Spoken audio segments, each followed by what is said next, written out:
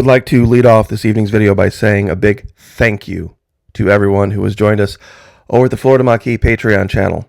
Putting your money where your mouth is absolutely means the world to me. You guys make a difference in my life more than you know.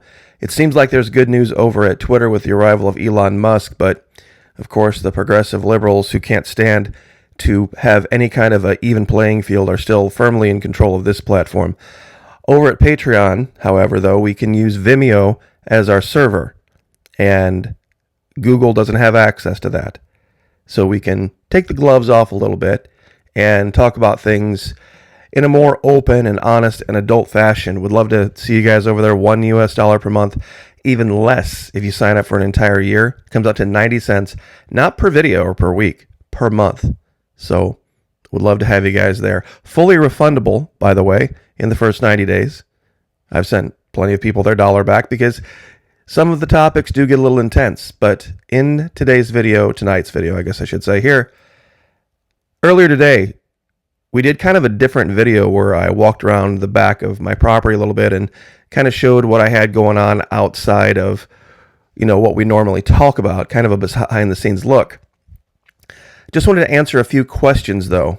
One of the biggest was, where in Florida is this? You say it's Palm Coast. Is that South Florida or anywhere near the beach? Well, Palm Coast is nestled between St. Augustine and Daytona Beach, north of Daytona, south of St. Augustine. I'll zoom out here. Here's Jacksonville. This is what they call the First Coast or the Historic Coast. This is, of course, where all of the conquistadors and the explorers landed back in the 1500s. That's why they name it that. Palm Coast was named by Retirement Living Today this year as the #1 place to retire in the entire country. Even competing with all of the different places in Florida, Palm Coast won out. People looked at the pictures I had from back here, showed all the trees, and they were kind of wondering how it could look so forested with also being that close to the water. Let me zoom back in here real quick. Generally speaking, I live in this general region here. It's only about 10-15 minutes to the beach. So just wanted to cover that real quick. Also, in the video, I had promised to show some pictures of the tomatoes, and it's only April. And just in these 3 little shots alone, I've counted 21, and that's not even a third, honestly, of what if I was to dig through there and take a picture of each one. For this time of year, this is a huge harvest, so we're having a really, really great growing season. Very, very blessed. Somebody had mentioned about keeping them watered. I water them every single day. This time of year, it gets dry and it gets hot quick. So you have to get out there. In fact, I got the sprinklers going now on both sides, especially for the fruit trees. And I did want to show this kind of zoomed in. This is a little tiny baby orange.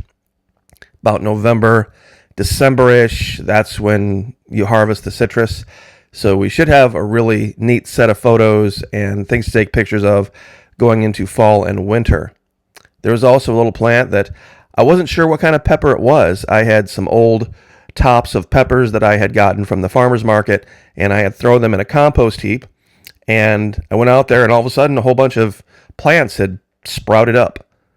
And I'm like, well, I'm going to dig these out, and I'm going to plant them and see how they do and what they are. And I think these are red poblanos based on the shape of how they're growing right now, but I'm not sure. I know they're not jalapenos, but once again, everything grows out here. And which leads me to this dirt in the woods. When we were doing our kind of walkthrough, we walked down a little place to the back of the woods here. This dirt is absolutely spectacular. Now, this was a screenshot from the video earlier today. I went out there this afternoon and dug out another, 60 to 70 gallons of dirt.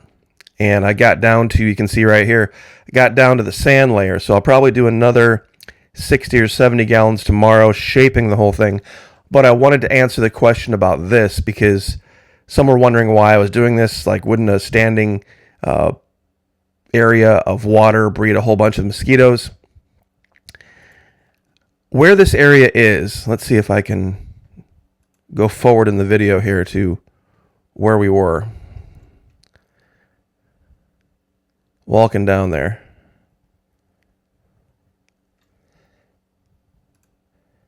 It's right at the end of the fence right down here, and the water naturally drains to that spot in this woods. It's a very low area, and even if I hadn't taken a teaspoon of dirt out here, after heavy rains, there was a good 6 to 8 inches of standing water out here. So getting this dug out and trenching back to the line here and allowing the water to drain down there, plus regular maintenance, go out there with the hose and fill it up and make sure it's not getting all stagnant. It'll be a great treat for the wildlife, and it will also, I think, be a neat source of footage for the night vision camera, because this particular strip of woods is beautiful, but unlike other areas of Palm Coast, it doesn't have any real large bodies of water close enough to it. So I thought one small area like this, especially, a natural area like this that would hold water, might be something to be just kind of cool as a project.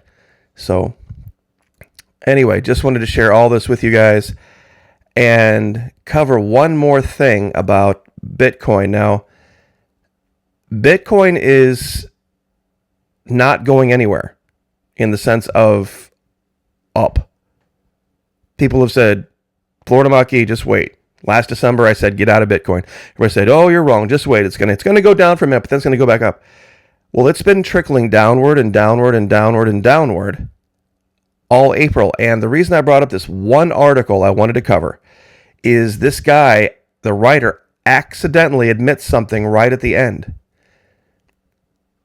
Now, something has happened recently that has a lot of crypto people worried. For only the third time in its history, Bitcoin's 20-week and 50-week moving averages have both started to slope downward. The last time this happened, it went to a 50% correction. Now it's already almost at 50% from last August, when it was up in the 60,000s. It's right now, it's about 38,000.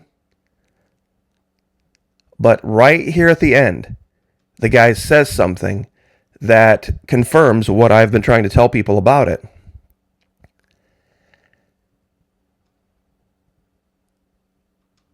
Let me see if I can find it here. This guy named LeClaire is talking. He says it is a very much a case of short-term pain, long-term gain for Bitcoin hodlers, basically holders that they don't sell no matter what. Now, he says the recovery will come via a pivot by the Fed, which will be unable, to sustain inflation-busting monetary tightening for long. See, right now they're raising interest rates to try to curb inflation. And as they raise interest rates, that's going to pull money out of Bitcoin as far as an investment and put it into other things like bonds. He says the Fed will eventually be forced to switch back to easing, as a deep global recession will follow any sustained period of monetary tightening. Well, what these guys are basically saying here is this, that the future of cryptocurrency is directly tied to the Fed and their policies. That if they do this, it'll be great for Bitcoin, and Bitcoin will go up. If they do this, it'll be bad for Bitcoin. Bitcoin will go down. Well, the original argument way long time ago when they were trying to sell cryptocurrency to everybody was what? It's not like fiat currency. It's not slave to the whims of the Fed. What? How do you explain this? See, right now, with what's going on with the dollar, Bitcoin and cryptocurrencies should be through the roof based on what they advertised themselves as when they were trying to get people to buy them, of course, with dollars.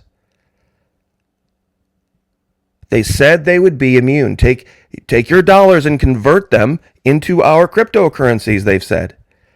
It won't matter what the Fed does then. You'll still have a store of wealth, a hedge against inflation. Well, in all of the articles trying to explain what's going on with crypto and Bitcoin, they're pretty much saying, well, the Fed did this, the Fed did that, and the Fed did the other. I didn't think that was an issue. You see, this is why I kind of pulled back on this. A few years ago, before the big institutional push to invest in it, I said, you know what? If Bitcoin becomes its own currency and people start to accept it, meaning you can go to Publix and everything on the shelf is denominated in Bitcoin, right alongside of the dollar, okay, maybe. But that's not what happened. What happened is institutional money got involved, and it sent crypto through the roof. People are like, oh, see, we were right all along. It's worth 20, 30, 50, now 60,000. But it was, yes, but not because of some mass adoption as a currency around the world.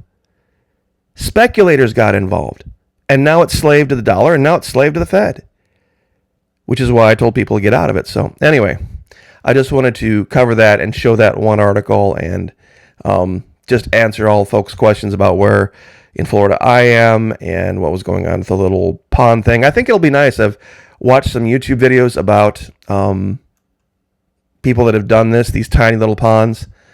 The trick is you've got to make them deeper than you think. And let's see if I have the pictures here. This was the picture from earlier right here. If I hadn't taken anything else out, it would have been a solid 18 to 20 inches. But after the work today now, and I took the rest of this out plus tomorrow, after a heavy rain, once I have this all put a liner in and get rock and stone and get some plants planted and all this kind of stuff, right here in the middle, after a heavy rain, it'll be close to 3 feet deep. And that's really, really the key, because that layer, that bottom layer of water has to stay cool. And of course, this is in a woods, so it's not going to be indirect sunlight. It'll be a huge blessing for all the little animals. So I'll leave it there. God bless. Like, share, subscribe, and please, if you have the ability to, there's only one level, $1 US per month. That's it. There's nothing higher. The more of you that sign up, the better. It's going to stay at $1. Of course, we still have the drawing going for the book.